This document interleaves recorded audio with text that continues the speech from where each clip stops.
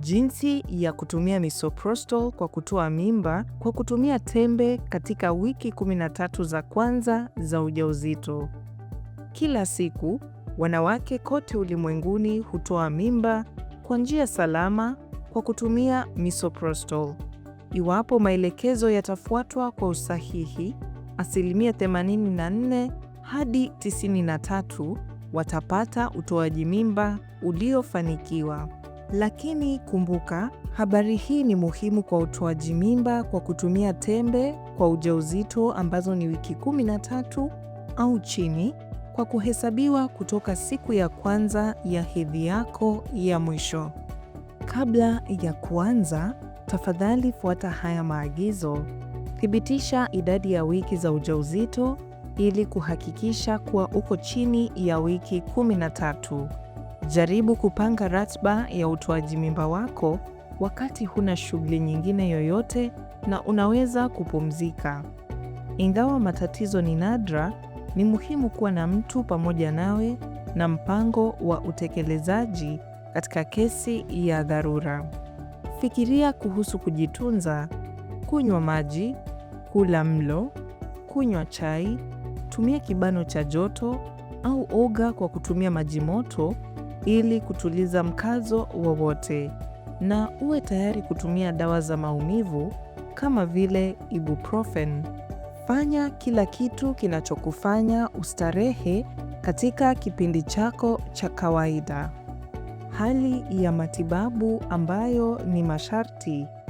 Utoaji mimba wa kimatibabu chini ya wiki 13 za ujauzito ni salama sana kwa watu wengi, lakini kuna hali chache za kiafya ambapo haipendekezwi kutumia tembe za kutoa mimba. Misoprostol haipendekezwi ikiwa unatumia anticoagulants kama vile heparin na warfarin, una mzio wa misoprostol au prostaglandini, umegundulika kuwa na mimba iliyotunga nje ya kizazi. Hii inahitaji matibabu maalum na unapaswa kutafuta matibabu. Iwapo una kitanzi, bado unaweza kutumia tembe za kutoa mimba, lakini inahitaji kuchukua tahadhari fulani kwa sababu kukaza kunaweza kuwa kali zaidi wakati wa kutumia tembe na kitanzi, na hatari ya kuwa na mimba ya mshipa huongezeka. Kwa hivyo, inapowezekana, ni salama zaidi kuondoa kitanzi kabla ya kutumia tembe za kutoa mimba. Tembe za kutoa mimba na dozi. Utahitaji tembe 12 za misoprostol, kila moja ikiwa na mikrogramu 200. Ikiwa ni vigumu kupata tembe 12, unaweza kuchagua kuendelea na tembe 8 tu za misoprostol, lakini ufanisi utapungua, hasa kama ujauzito wako uko kati ya wiki 10 hadi 13. Mikrogramu 200 ya misoprostol ndiyo dozi inayotumika zaidi, lakini kama tembe ulizonazo zina kiwango tofauti cha mikrogramu, utahitaji kukokotoa upya idadi ya tembe ili uweze kutumia kiasi sahihi cha dawa. Utaratibu. Hatua ya kwanza: kupunguza maumivu. Chukua mikrogramu 800 ya ibuprofen au dawa mbadala ya maumivu takriban dakika 30 kabla ya kutumia misoprostol. Hatua hii haihitajiki, lakini inapendekezwa sana kwa sababu ibuprofen itapunguza ukali wa tumbo na kukusaidia kudhibiti madhara yanayoweza kutokea ya misoprostol. Ikiwa una mzio wa ibuprofen, unaweza kuchukua dawa zingine kama vile acetaminophen au paracetamol miligramu 1000. Ikiwa una dawa ya kuzuia kichefuchefu, unaweza kutumia wakati huu pia. Subiri kwa dakika 30. Hatua ya pili: misoprostol. Misoprostol hutumiwa tofauti na dawa zingine. Video hii itakuonyesha jinsi ya kuitumia kwa kuiweka chini ya ulimi wako, chini ya ulimi. Ikiwa unataka kujifunza kuhusu njia zingine za kutumia misoprostol, tafadhali wasiliana na timu yetu ya ushauri kwa maagizo. Weka tembe 4 za misoprostol za mikrogramu 200 kila moja chini ya ulimi wako. Tembe lazima zibaki hapo kwa dakika 30 ili kufyonzwa kwenye mfumo wako. Unaweza kumeza mate yako, lakini usile au kunywa kwa dakika hizi 30. Baada ya dakika 30, unaweza kunywa maji na kumeza mabaki ya tembe. Iwapo utapatwa na kutapika kwa muda wa dakika 30 ambapo una tembe 4 za misoprostol chini ya ulimi wako, kuna uwezekano kwamba tembe hizo hazitafanya kazi. Hii inamaanisha utahitaji kurudia hatua ya pili na dozi mpya ya tembe 4 za misoprostol. Subiri masaa 3. Hatua ya 3, dozi ya pili ya misoprostol.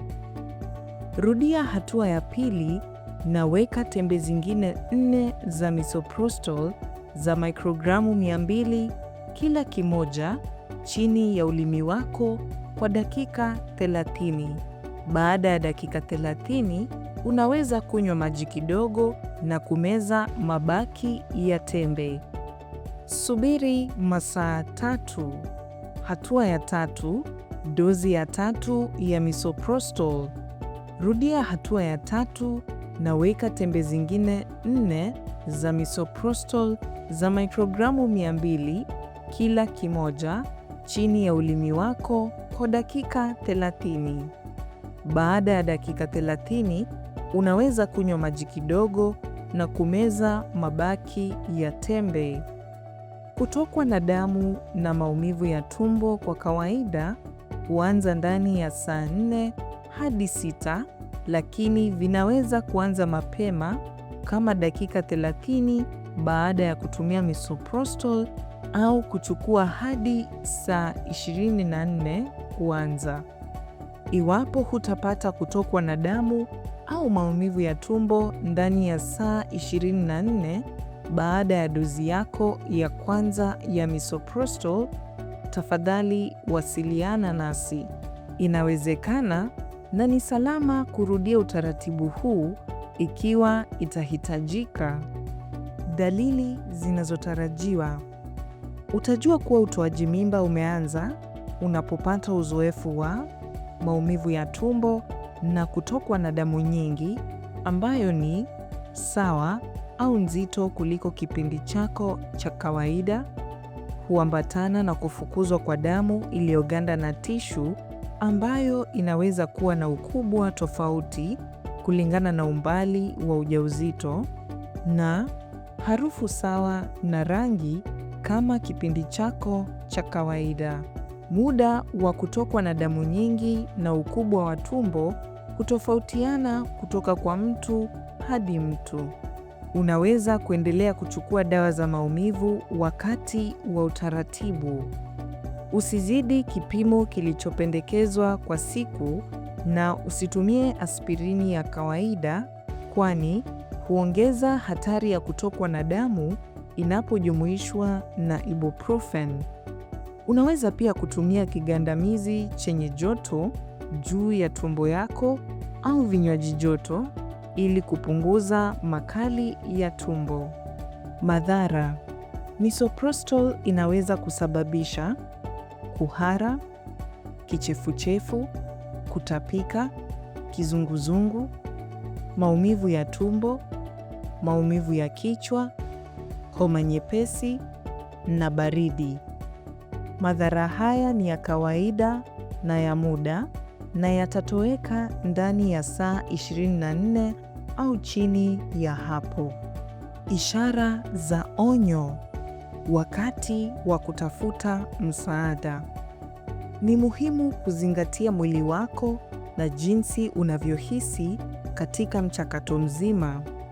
Ingawa sio kawaida, kuna ishara kadhaa za onyo ambazo zinahitaji matibabu ya haraka.